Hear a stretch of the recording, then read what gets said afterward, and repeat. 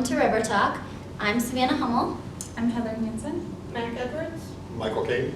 And today's topic is terrorism and kind of just a recent updates on everything that's going on and how this impacts the world.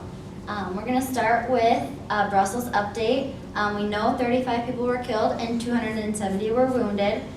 Several of the bombers are dead and at least one alleged bomber is still on the loose according to CNN. Do you guys have any other updates? That's pretty much covers it for me. Okay. That information sounds about correct. Okay.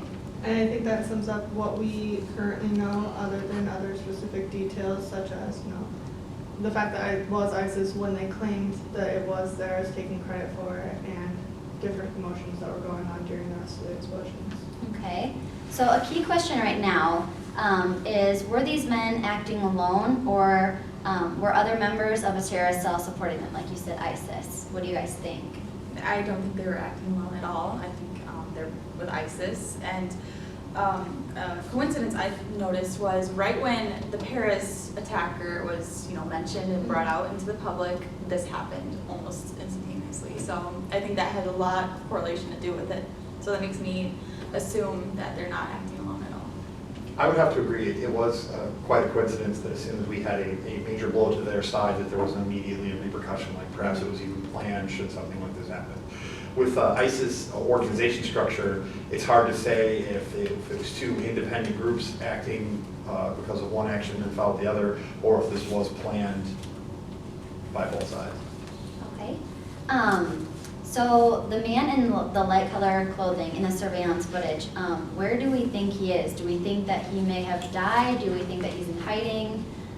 Do we think that he may be planning something? Well, I think that's the million-dollar question right now. Definitely. He's more famous than, Oh, for sure. He's higher on our wanted list than almost anyone else in the world is right now.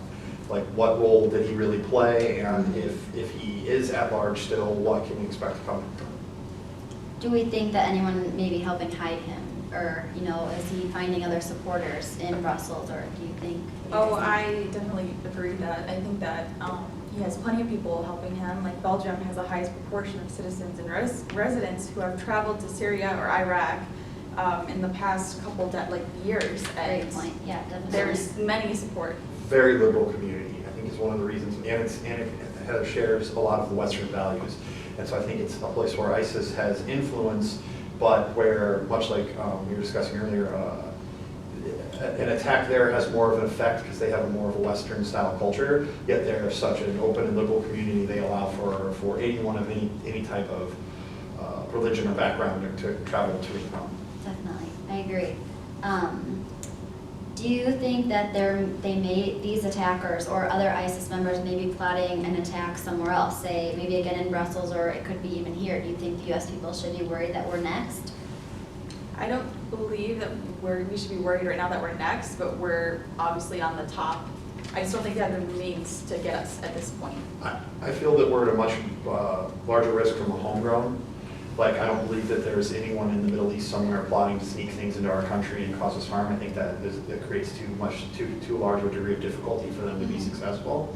But I do feel that the more successful they are at planning these attacks in the other Western world, it will inspire maybe non-militarized people to become militarized here in the United States. I agree.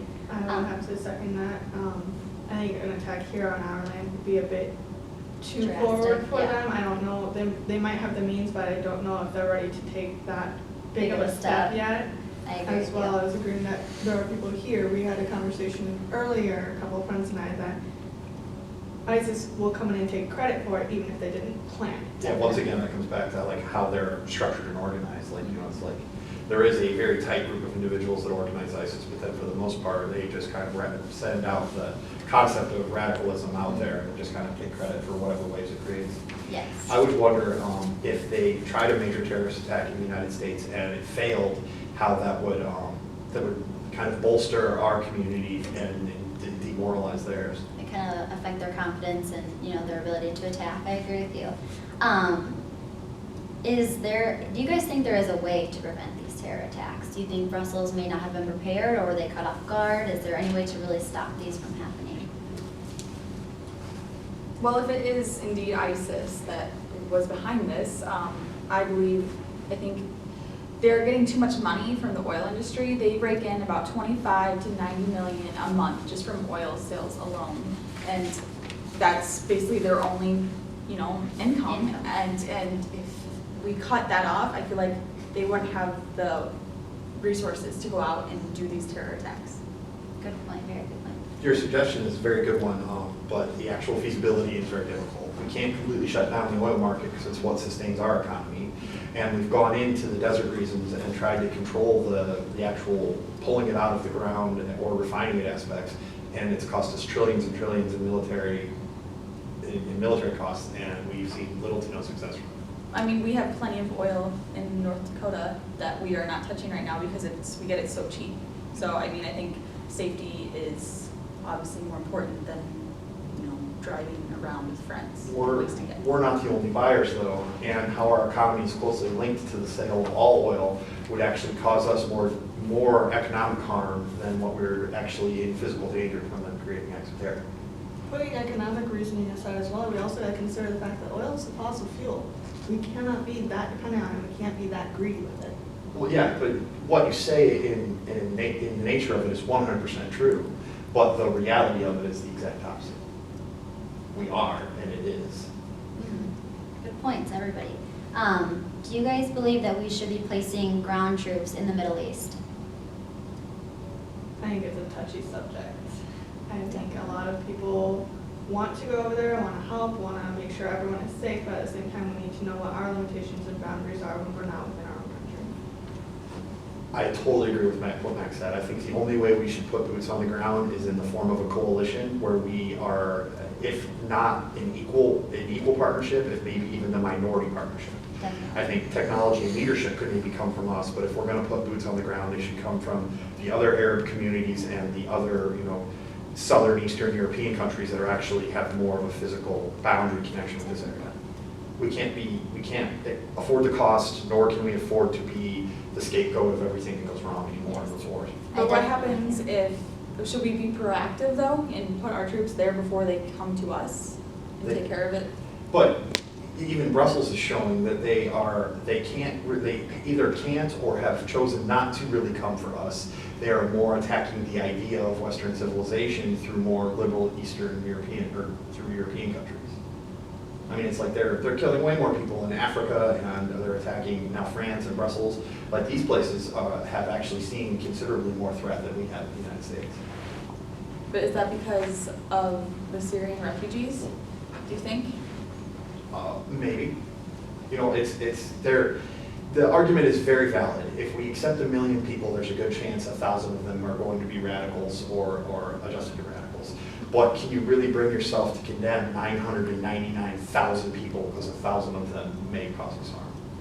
Very good point. How are these terrorist issues influencing politics in the U.S. and in Europe? What do you guys think?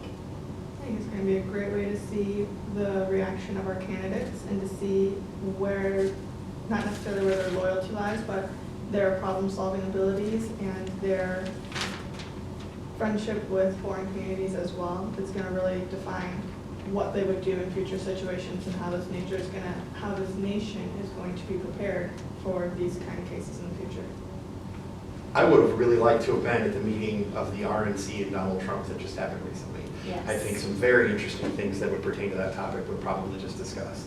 And I would have kind of thought that a large foreign policy issue, I mean, that's a very simplification of the problem we're talking about, would have maybe kind of pushed the ball out of Trump's court and more towards Cruz, who's obviously a more tempered politician. But I'm thinking that the opposite may have happened. I think that this has caused, between the the brouhaha that Trump has created, and now with this foreign policy issue, I think that we're more seeing a circling of the wagons towards the Trump camp than I would have expected. Yes, I completely agree with you. While watching the presidential debates, is there a candidate that you guys have in mind that you believe would have a good handle on if a terrorist attack happened here? Do you guys think there's a strong candidate in the lead here? I don't think there's a strong one, but I mean, there's really kind of, like, I know ones that I would not support, as in Trump would just want to go up and blow up everything. I agree And then with you have you. Bernie Sanders, who just wants to you know, Peace and yes, happiness. like, stay in the yeah. corner and just kind of stare at it. I would agree very strongly with that. I really admire Trump's go-to attitude. I really admire the way he wants to go in and take care of the problem, but I don't admire his thinking on how to handle the situations. We need a mix right in between Bernie's reasonable thinking and Trump's go-forward attitude. I think that you'd be surprised at the reaction that we get out of Senator Sanders. I think that the peace-loving, cowering picture is something that the media and the Republican Party paints for him, but I don't think that you would see like a massive rebuttal like you would from any of the Republicans. Very good points. Can we got there? And we're back with River Talk. So we know that there was a similar bombing that happened on Easter Sunday in Lahore, Pakistan. Do you guys want to elaborate on that? Well, I think it's interesting that you would bring that up. From my understanding, it was a more severe outcome, and it seemed to get considerably less media play. Why do you think that is? We know 69 are dead and over 341 people are injured. So why would this get way less media attention in Brussels? It could be because it wasn't necessarily the ISIS group, and all of America and all of the world seems to be focusing on ISIS' threat right now, not anyone else's. Well, I think the point that you make is a very good one too, because the Taliban used to be The the big hot ones. word, Oh, yeah. the key term, and now they've definitely been foreshadowed by what is known as ISIS.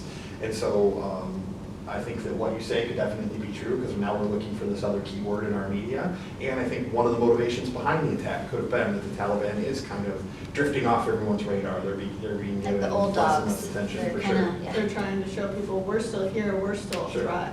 Well, but their attack was, I mean, the Taliban is based out of southern Afghanistan and northern Pakistan, and so their terrorist attack was literally right in their own backyard, where ISIS had to go to great lengths to maneuver resources and individuals to a Western country.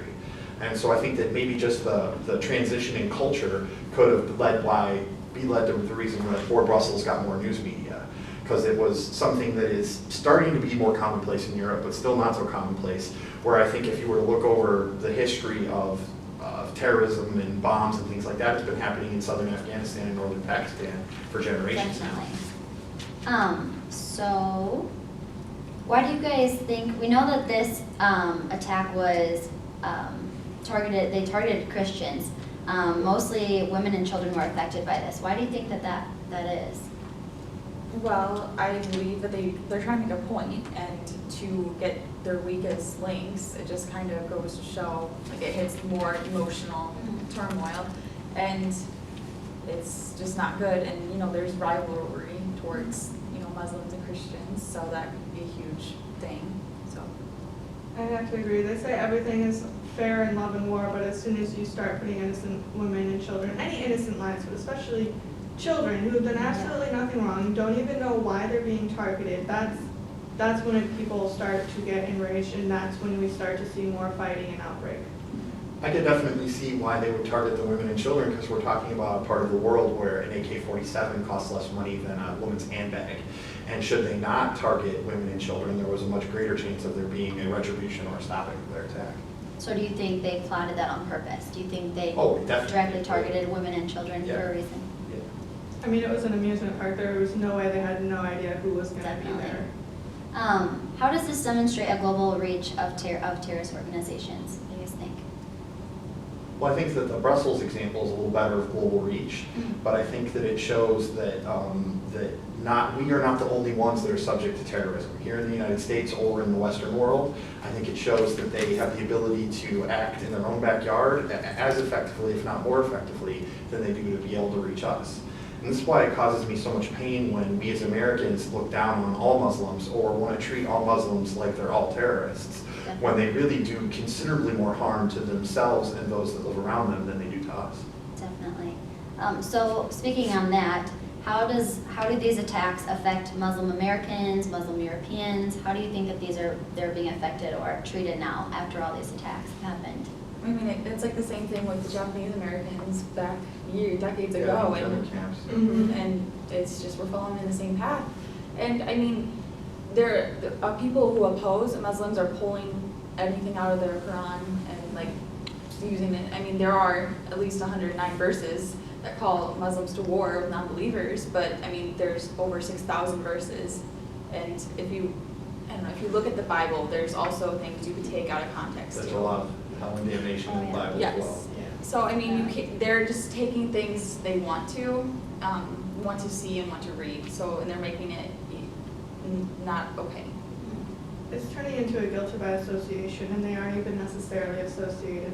Just because they may share some of the same beliefs and some of the same culture does not mean that they are going to be the same extremists or have the same view of us as people attacking us. They are Americans, they have just as much right to be here as we do, and they deserve as much respect as anyone else does. I agree. I do think that politicians are kind of using it as a gateway to kind of bring religion back into politics. And so it's like by using a political notion to kind of attack one type of person, it allows them to kind of put this religion in its place while bringing in their own to kind of support their action, which is something that both sides, I feel, should be left out of politics. It should be really about a person and their actions and what they contribute to our country, not so much even what one person believes over another. I definitely agree. Do you guys have anything else on this topic?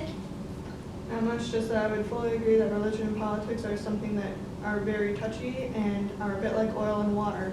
You definitely don't need to mix the two. It's more than okay to show that, yes, I am this specific religion, but here's what I'm going to do to help the entire nation, not just a nation that is Christian or not just a nation that is Jewish or Muslim. We're all human beings. We should look at that first, and we should look at respect of our planet rather than trying to separate ourselves by either our skin color or our faith. Completely agree. Very good points, everybody. All right, thank you so much for watching River Talk.